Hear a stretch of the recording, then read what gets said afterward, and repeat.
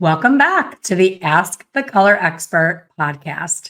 Today's special guest was with me, I think, a week ago for the first episode, and we had so much to talk about. We agreed on doing a second episode. So I would love for you to welcome back Stacey Prescott to the podcast, where we're going to continue talking about curly hair, all things scalp care, hair care, and especially around the specialty of color. So I'm sorry, of curl. This Let's will do probably be the curl first today. episode I've had to edit. It's all me fumbling today. So the reason I'm fumbling, I might as well share, is I just went to send Stacey the link to this recording for us to get together and realized that all of Facebook and Instagram is down, and I am very frazzled. So sorry for my stumbles. But welcome back, Stacey. I'm so happy that you're back, and let's get into some curly hair facts today. Let's do it. Thank you so much for having me back. It's always a fun time. I always look forward to talking with you because we get into some interesting things. Um, so I guess let's just jump in. We left off last week talking about detox and why it was so important. And we mentioned that it should be done before a color to give you a clean and even palette. But also you have to take into account different things that could be going on with the hair that you may need to fix or adjust before you color.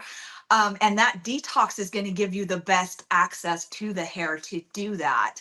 The main thing that jumps into my mind right now is porosity, hair porosity. So we know, all of us know, whether we deal with curly hair or not, that plays a big role in how we color hair. So the lower porosities are generally easier. The higher porosities are generally a little bit more difficult. And I say that because they tend to grab color quicker and they take the undertones or the cool tones a lot faster and darker. Um, and they also don't hold the color as long. So, if we can address porosity before we color, we might get a longer lasting, more even color, and kind of what we're looking for instead of grabbing really dark or something like that to deal with. But it also helps knowing, hey, if I have porous hair, then it's going to grab darker. So I might need to add a little warmth into my formulation to counteract that. Also knowing that this hair up here can be less porous than this hair down here because this has been exposed to things longer, like maybe it's had more chemical processes, it's had more heat applied to it, things like that, than this hair up here. So knowing all that when you're formulating is a huge factor. So, Oh, so quick thing to point out. Remember, we're on a podcast, so when you say up here and down here, oh um, yes. the regrowth area where I call it zone one. I'm a Redken old school trained colorist, so zone one regrowth, brand new hair is when Stacey's referring to up here, and then down here is of course mid lengths and ends, which to her point has seen the elements, has gotten sun, heat from the blow dryer, salt from ocean, stuff like that. So it's been around a lot longer. I remember as you're saying all this, I'm remembering beauty school, and I feel like they taught us to take a piece of hair and put it in water. Do you remember that? It's like if it sinks, it's one thing, and if it floats, Yes. it's another, but I can't remember which one it is. Yes, but as we know with a lot of things in beauty school, that's kind of not always true. So when you do that, you have to take into account that different hair types, strands, weigh different molecular weights. So, a lighter hair, a finer hair, it just might float easier. So that's not a telltale sign. I I am working on becoming board certified with the OB's Board of Certified Hair Colors. Is that correct? I know the BCH. I'm working on that, and I've been kind of talking to some other people that have gone through that just to kind of get a feel for that. And so I like their system of porosity, explaining porosity better. So they don't say low, medium, and high porosity so much. They have numbers like 1 through 5. So 1 is like extra virgin, hidden in a cave, never seen sunlight hair, like the extra virgin olive oil, Then two is like kind of really close to virgin, only been lifted maybe 3 levels, very light things have happened to it. Two and three is kind of like up to 5 levels of lift and kind of where you're going to get most of your people in. um and then four is where you're starting to get into damage, but it can still be repaired. It's been lifted many levels. And then five is where the only help for it is stainless steel or whatever you've got, Japanese steel of my preference cut. That's the only help for it. um so I like that better. You can tell kind of by feel. The levels 1 and 2 are very smooth. Level 3 is a little bit not as smooth, and that's because the cuticle has been affected, and you can feel that. And then it gets rougher. And level 2, I believe, is easy to detangle without so much conditioner. Level 3 is you need deep conditioning treatments and all of that. Level 4, you need the heavy hitters, the protein, all of that. Level 5, again, it feels like gum and stretchy. It can be soft just because the cuticle is completely gone. So you can kind of feel and see how the hair acts. If you are trying to get it wet, level 1 is like really hard because that cuticle is hard compacted down. It's really hard to get wet. It's hard to get anything out. So you may have to rough that up to get in there to do anything to it. And then level 5, there's zero cuticle there. It gets wet very, very easily, but then dry. I mean, it can't hold it, so it's gone. And the same with color. It'll grab that color, but then if it grabs the color, it's gone almost. It just spits it out. So I think I like that explanation of porosity better because the floating test, like I said, doesn't take into account the molecular weight of hair. So I find sometimes that it can be a little confusing with just feeling, because sometimes curly hair can have such a coarseness to it, but it's not damaged. It's just the way that the hair is. So how do you tell the difference between a coarse strand of hair and an overly porous strand of hair? Like, is there a difference in finding out which it is that it's showing, porosity Yes. versus texture? So when we're talking about porosity, we're pretty much talking about the holes in the hair. Um, to make it simple. And that, when we talk about the hair shaft and the hair itself, we have pretty much a few things we have to keep in mind. We have the cuticle, which is the outer layer of protection. It's 8 to 10 layers ish of keratin that's all glued down and compacted in a healthy strand of hair. And then on the inside, we have the cortex, which is where we get all the keratin fibers, and then we get the disulfide and the hydrogen bonds and all the stuff that we have to change chemically when we're doing chemically things to hair. And then what glues it all together is the cell membrane cortex, which is a layer of so a bunch of lipids, and it just kind of glues everything down and keeps everything healthy and straight, or healthy and strong. And with curly hair, there's several factors so that we know our natural oils hydrate our hair. And so all the way down to the follicle of the hair. I don't know if you'll be able to see this. I have a little consultation chart that I use with my clients, but if you can see this, on straight hair, the hair follicle itself grows straight. It promotes the hair to grow that way. And it also, has a cuticle layer laying compacted down on it. So your natural oils are just slipping and sliding down the hair. As we get into waves and then tighter curls, you can see that follicle is more and more bent. So our oils have to fight some things to get out of our scalp, to get down our hair. And then at every bend in the hair, there's an open cuticle, which promotes again the bend in the hair. But it's hard for our oils to stay in. So the more twists and turns in the hair, the more open cuticles you have. But one more thing to take into account is, say this is a straight hand with my 8 to 10 layers of keratin.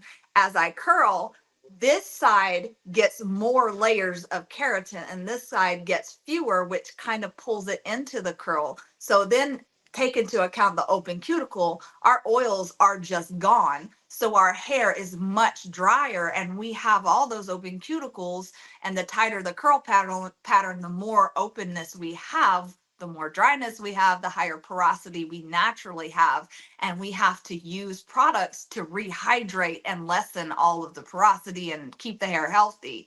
I think I just went down a rabbit hole. No. I'm just trying so hard not to interrupt you because my mind is blown right now.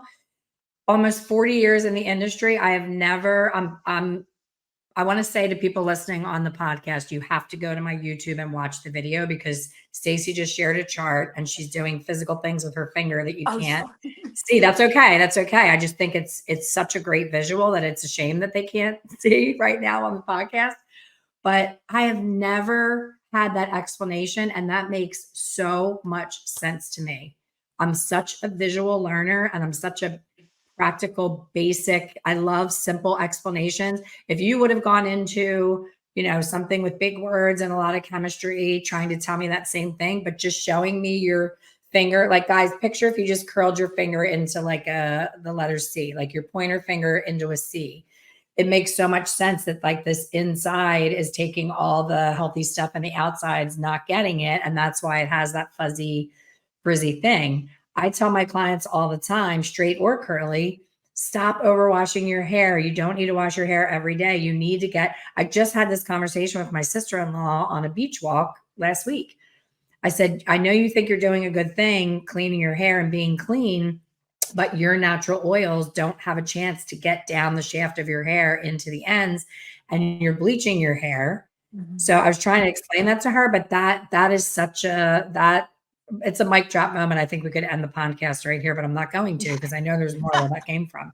So I want to segue you into, you mentioned the CMC. And again, yes, at 40 years into the industry, I found out about the CMC for the first time when I had Cami from Uveni on the in our group, in our Hair Color Secrets Insider group, for a coaching call. And she talked about this membrane that I feel like I'm just hearing about it for the first time. I'm sure they mentioned it in beauty school, but if you're listening and you're anything like me, when you were 19 years old in beauty school, you heard a whole lot of big words and a whole lot of things that you didn't think you needed to know about.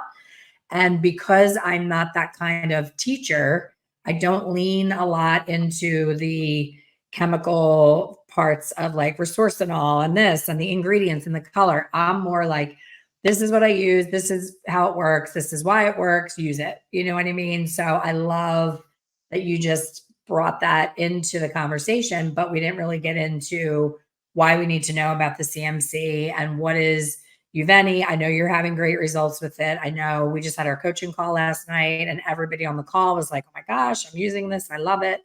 So how has that changed your game in your curly hair specialty of being behind the chair with a new product? Yes. So Uveni is marketed as a strengthening repair treatment. When we do something chemical to the hair, you have to open that cuticle. And with curly hair, we know that it's already open. And then you have to go in and kind of break down that lipid layer so you can get into the cortex to do things to the bonds, whatever you're doing. Are you doing a perm? Are you doing a color?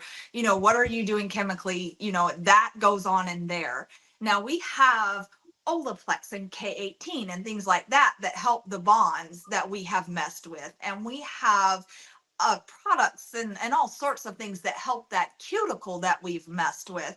But until Uveni, we had nothing to help that lipid layer that we've liquefied, the CMC. And also, once we've done something chemical, just say, let's say I'm lightening hair and I've done something chemical and I take them to the bowl and I go to shampoo. Shampoo is a surfactant, so it breaks down that CMC even more. And we're washing an entire layer of strength down the drain. So what Uveni does is it comes in, it has a deoxidizing agent in it, as well as the lipid layer and then fixing all the lipids. It goes in and it helps replace and repair all of those damaged lipids that we've gone in, and it stops the oxidization, so we don't have to shampoo, we don't have to use that surfactant. Now we do have to rinse the ever loving tar out of the hair, to make sure the chemicals are out of the hair. But then we go in and do the Uveni treatment. It sits for 5 to 10 minutes. Then you rinse it out, and you have kept that layer of strength and repaired that layer of strength. So it helps the color last longer. It helps the hair strength stays stronger, and it's just another layer of service and protection that we can provide now that science has told us what we're missing. But I was wondering, if it's strengthening the hair, will it help it hold moisture better and faster? So a lot of my clients come to me not knowing that their hair is naturally dehydrated, and they need to be selective in their products, how they choose that. I'm actually teaching a class on the 25th on how to choose products tailored to every head of curls. So I'm not going to get into too much of that here, but that the hair is naturally dry, so we need to tailor products to get that moisture back in where we can't get it naturally.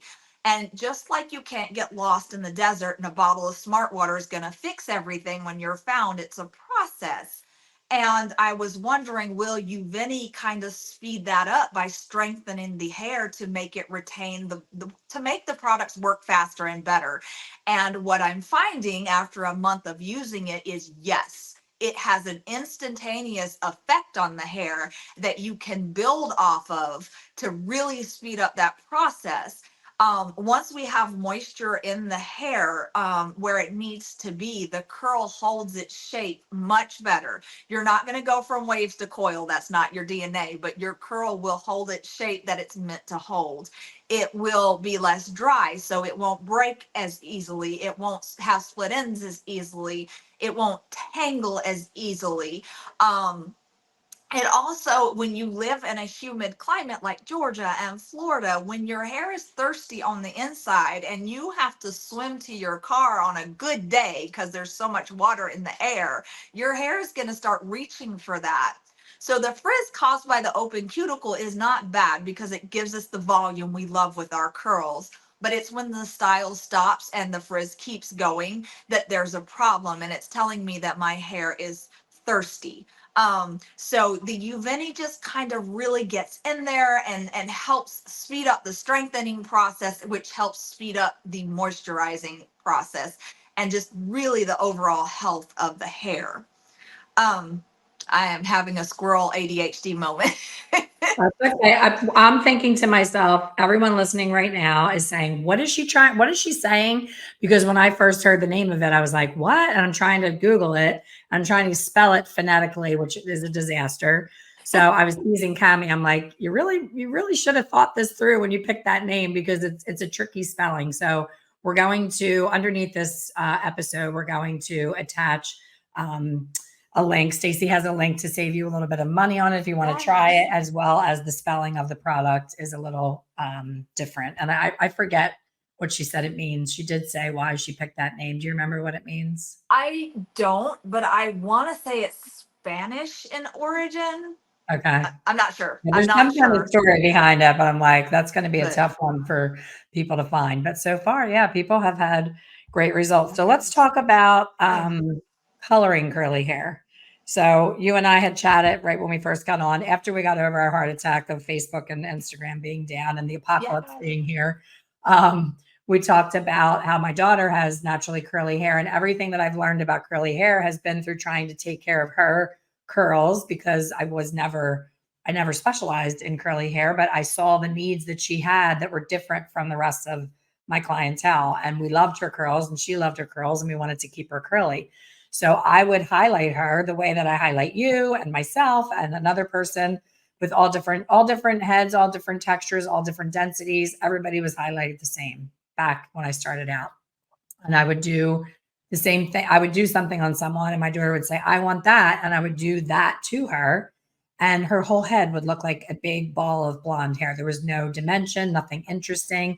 All of the painstakingly placed foils and the design of the placement went out the window as soon as her hair went into its natural curly state. Now, I see a lot of colorists. There's like a 50-50 divide, I think is safe to say, in the industry, where half of the educators say, blow the hair up, pick straight, do your color, and then let it dry natural. I disagree with that. I think that it should be colored the way that it lives, because that's how it's going to live. So I tend to leave it, like when I do Bryn's hair, I leave it in her curly state, and I just select the pieces from where I see that it's landing. Does that mean it's going to land that way again tomorrow? You and I both know that's not going to happen, but I have a better chance at having that dimension stay in there with going with how her hair lives and how it clumps together. So do you have any specific tips other than that, than to treat curly hair differently than you would treat, just wavy, or and coily versus wavy versus, smaller curls? So yeah, there's several techniques. Before I forget, if you want to see pictures of Uveni versus damage and Uveni versus curls, go to my Instagram page. Got tons of pictures up there. But once our hair is healthy and we're into color, then yes, like you say, when we do dimensional colors, traditional balayage, foliage, all the ages and teasies and all Oh of my that, God. we do all of that into curly hair. And then when it's in its natural curl, it's just gone, it's disappeared. If you'll notice, if you'll look, when you see all those beautiful things on social media, it's always a curling iron curl, because that is what emphasizes that dimension the best. But when we get into the natural curls, especially the tighter curl patterns, we don't have those, like we didn't select an inch of section and curl it. So we don't have all that to show the dimension. It just naturally gets lost. But if, like you say, you use techniques that color it in its natural curl, then you are better set up to keep that. One of my favorite techniques is a Pintura like inspired by a Pintura technique. And pretty much what that is you look at the hair and you place highlights on whole curl clumps, where you feel like natural highlight would hit from the sun. And that way you get the dimension. You don't lose the dimension because you color the dimension right into how you're wearing your hair. And I'm actually, me and Elaine have been, I've been promising Elaine a video on this for a while. So after this, I'm going to sit down and make that video on how I do that.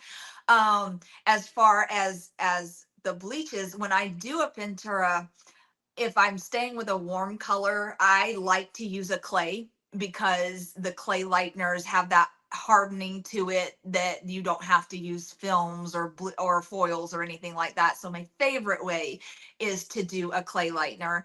It's also the most gentle on curly hair, because in its healthiest form, curls are more fragile. Mhm. So I use a clay if I can get away with it. But if I need a lighter blonde, especially if I'm starting with a level, say 6 or darker, I'm gonna have to go for something a little bit bigger. Maybe not the dynamite, the bomb, as Elaine says, just yet. But I will start looking at creams, because they are still a little bit less intense than a powdered lightener, but you can break through some coloring and really get a beautiful even lift. It's my favorite on a virgin hair, but that's our dream anyway, is the virgin hair client. But you just get that beautiful even lift. But you will need some kind of barrier between that and the hair you're not coloring. I remember the And first time I took a Pintura. So for those listening that don't know, I've never heard of Pintura. It's a technique that was created by Diva Lorraine Massey, created the Pintura method for curly girls, for the exact reason that Stacey and I are talking about, how the hair tends to clump together. And again, Bryn is my muse for learning about curly hair. I took one of my stylists. I always was the colorist. The stylist was the cutter. So I said, I'll go and do the Pintura part. You do the cutting.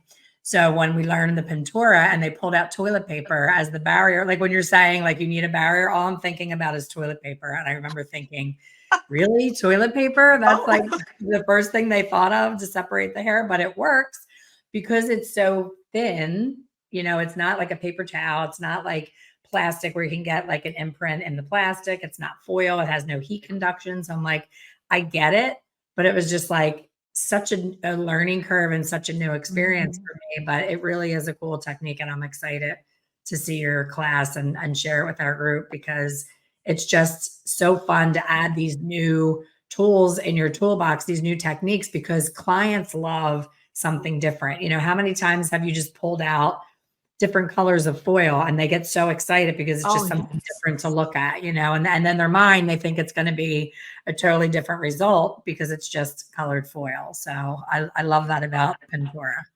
Everything is perceived value. Anything you can get them excited about, hey, that's a good thing for your business. But 100%. yeah, that's my favorite technique. I also have Evan Joseph Curls is one of my favorite curly educators. He's where I started before I really started to get into certifications and everything like that. He has some really nice coloring techniques too. He does more of a weave, but still in its natural form. Um, he's very talented, so he'd be another good source to look at. Yeah, Um, I've never heard that name before. That's good to know. yeah, he is actually. Um, he was the very first curly cutting class I took. He started my passion with curls, but That's awesome. yeah, he's just cool. He's great personality. He's a really good teacher. He works with Kenra products, and um, he is specializes in curls and just comes up with some beautiful things. Um, I like to follow on Instagram. I can't remember her name, but on Instagram, she's Hair Color Killer. She is amazing with curls and color. And Kristen Brown is, I met her as a diva educator. I think she's going off into other amazing. So those are some of my inspirations. Um, but yeah, that's kind of where I learned about how to keep dimension in the curls. And it's all about curls. You have to know technical. You have to be sound and technical, but you also have to develop an eye for the artistic. The Pintura method was actually inspired by an artist. And I believe his name was Pintura, or his method was Pintura, or something like that. But Oh, okay. it comes from the art world. With curls, you have to be able to be a visual stylist as well. Whether you're cutting or whether you're coloring, you have to have developed that. Not everyone's born with it. I was not. I had to develop that. And your brain, your mind, your eyes can all be conditioned just by repetition, by doing. You're not going to be perfect the first time. You're probably not even going to be great the first time, but that's okay, because the more you do, the more you adjust, the more you learn, the better you get. So there's my little inspiration, motivation for the day. I love that, and I love that. I'm gonna end this podcast with, I have known you for a few years now, and I've watched um, your journey in this industry. And anyone who did not listen to the last podcast where we formally introduced Stacey, we talked about her background. She was in the military. She was told she would never succeed as a hairstylist. And I think you'll agree by listening to this. We're at the end of the episode 2, how many gems of knowledge she has laid down here so effortlessly. And she's really passionate about curly hair. She's passionate about educating. And she is such an example of not listening to anybody, any of the noise. When you're passionate and you love something and you lean into it. And the only difference between Stacey and you, who's listening right now, is getting the education. She is, I mean, every single class and course that I take, when I look in the list of people commenting, Stacey's there. Like, she shows up for herself and for the person putting on the education. She's very responsive. She's engaged in what's going on. She's not just, oh, I'll just watch the replay kind of thing. So seeing what education has done for you, I know that you being on the other side of it and being an educator, that you're going to make a huge impact in this industry. And I'm here for it. I'm excited Thank you. to watch your whole entire journey and just, cheer you on from the sidelines, because we need more people who want to share. You're not only going out and learning it, you're not keeping it to yourself. You're going and paying it forward and sharing it with other people. So you had mentioned earlier, if you go to my Instagram, you can see photos. Tell everyone where your Instagram is and how they can follow along on your curly journey with you. Yes, it's Beautifully You Salon LLC, because someone stole Beautifully You Salon. Rude. But Beautifully You Salon LLC on Instagram. I have a Facebook page that is Beautifully You Salon. But I keep my Instagram is where my heart is really. But you can reach me either of those places. I am always happy to tips and tricks and share my knowledge and really just get that out there in the industry. We're always discovering new things, and I'm always excited to share because the more you know, the more you grow. Mm, I love it. Perfect way to close out our time together. And this has been such a pleasure as always. Thank you for returning to the podcast. I am certain this will not be our last episode, because we still have 8 million more things to talk about. Right. But thank you for sharing all of this. And to everyone listening, check out Stacey's Instagram and be on the lookout for her classes, her Pintura demonstrations, all things education. I believe, did you say you're teaching at the Pennsylvania show? I am. I forgot to mention that. I am so excited. I'll be teaching two classes. We'll be talking about a lot of the stuff we talked about today, but really in depth, so that you are prepared. And then we're going to be teaching about cutting. So all the things you need to know there. That's awesome. And where can they find information about the show? Salontraining.com. You can find me listed as an educator. I'm in the process of adding new classes.